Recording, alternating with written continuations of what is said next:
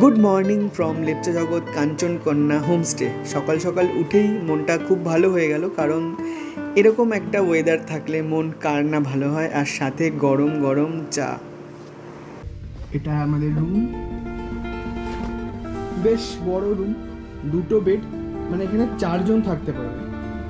বাইরের ভিউ ওইদিকে কাঞ্চনজঙ্ঘা দেখা যায়, বাট এখন পসিবল না, দেখতেই পাচ্ছ অলরেডি কি অবস্থা। বেরোলাম রুম থেকে, এবার আমরা করব ব্রেকফাস্ট। এখানে ডিম সিদ্ধ, আলুর তরকারি, আর এখানে রুটি।